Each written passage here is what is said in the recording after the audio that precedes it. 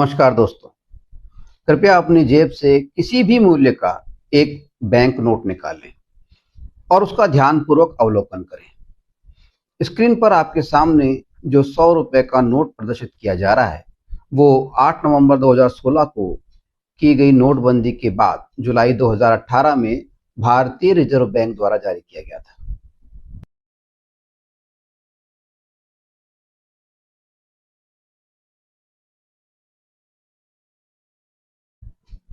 भारतीय reserve bank द्वारा छापे गए नोट का अवलोकन करने पर आपको मालूम चलेगा कि आरबीआई द्वारा जारी किए गए सभी बैंक नोटों पर एक वचन खंड यानी प्रोमिसरी क्लोज छपा होता है, जिसकी भाषा इस प्रकार होती है। मैं धारक को 100 रुपया अदा करने का वचन देता हूं। अंग्रेजी में बोले तो I promise to pay the bearer the sum of 100 rupees. अगर 10 रुपए का नोट है तो 10 रुपए लिखा होता है। 100 रुपीज का नोट ये प्रदर्शित किया था, इसलिए यहाँ पे 100 रुपए लिखा हुआ है। जितने का नोट होता है उतना रुपया लिखा होता है।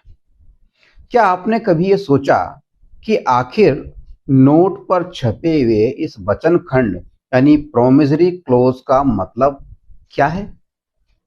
आखिर आरबीआई के हर नोट पर इसे क्यों छापा जाता है? इस वचन खंड के अंदर कौन किसको और क्या देने का वचन दे रहा है? नोट पर छपे इस वचन खंड के माध्यम से भारतीय रिजर्व बैंक का गवर्नर धारक को यानी उस व्यक्ति को जिसके हाथ में कि वो बैंक नोट है, धारक मतलब होता है धारण करने वाला, ठीक है। तो इस नोट पर छपे वचन खंड के माध्यम से भारतीय रिजर्व बैंक का गवर्नर धारक को यानी उस व्यक्ति को जिसके हाथ में वो बैंक नोट होता है उसको नोट पर अंकित मूल्य के बराबर रुपए देने का विश्वास दिला रहा है या उसकी सार्वजनिक रूप से उसके लिखित वादा कर रहा है, ठीक है। अब वचन खंड की जो ये भाषा है, इस भाषा से ये स्पष्ट हो जाता है कि हमारे हाथ में जो ये 100 रुपया का बैंक नोट है वो दरअसल 100 रुपया नहीं है।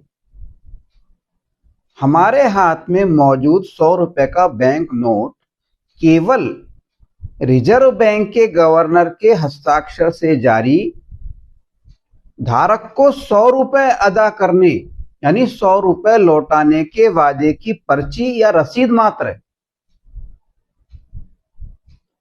सुनिए बात,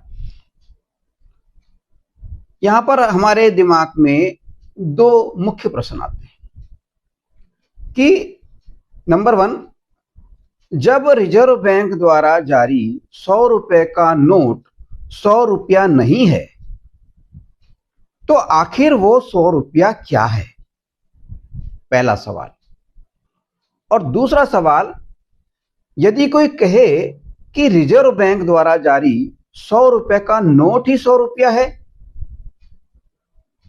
तो प्रश्न उठता है कि आखिर अगर यही 100 रुपया है तो इस नोट पर इस प्रकार का वचन खंड यानी प्रोमिसरी क्लोज को छापने का औचित्य क्या है? जरूरत क्या थी छापने की अगर यही 100 रुपया है तो? अब जरा भारत सरकार के वित्त मंत्रालय द्वारा अपने वित्त सचिव के हस्ताक्षर से जारी एकमात्र नोट यानी 1 रुपए के नोट का अवलोकन करें। एकमात्र नोट इसलिए कहा क्योंकि भारत सरकार का वित्त मंत्रालय केवल एक ही नोट जारी करता है, वो है 1 रुपए का नोट। आइए इस नोट का अवलोकन करते हैं।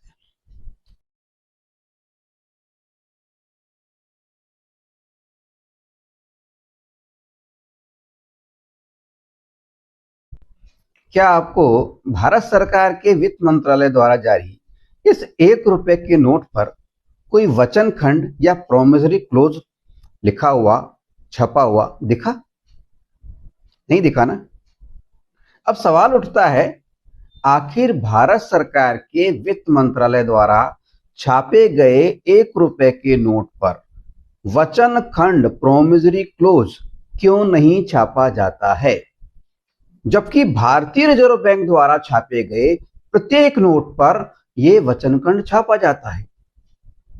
आपको जानकर के हैरानी होगी कि 1934 में भारतीय रिजर्व बैंक की स्थापना के बाद जब 1937 में 1937 में आरबीआई द्वारा पहली बार नोट जारी किए गए थे, तभी से आरबीआई द्वारा जारी प्रत्येक नोट पर यह वचनखंड प्रोमिसरी क्लोज छापा जा रहा है। हालांकि नोटों पर पहले जो वचनखंड प्रोमिसरी क्लोज छापा जाता था वो आज के नोटों पर मौजूद वचनखंड की तुलना में मामूली सा बड़ा, लेकिन कानूनी रूप से अधिक प्रभावी था। 1969 तक नोटों पर केवल अंग्रेजी भाषा में छापा जाने वाला वचनखंड यानी प्रोमिसरी क्लोज कुछ इस प्रकार से था। I promise to pay the bearer on demand the sum of 100 rupees at the office of issuee। Hindi में बोलें तो इसका अर्थ था, छपता अंग्रेजी में ही था केवल, लेकिन हिंदी में इसका अर्थ था मैं धारक को मांगे जाने पर, ऑन डिमांड यानी मांगे जाने पर 100 रुपया यानी जितने का भी नोट होता था उतना 100 रुपया अदा करने का यानी पे करने का वचन देता हूं किसी भी जारी करने वाले कार्यालय पर। एट एनी ऑफिस ऑफ इशुई यानी जारीकर्ता के किसी भी कार्यालय पर।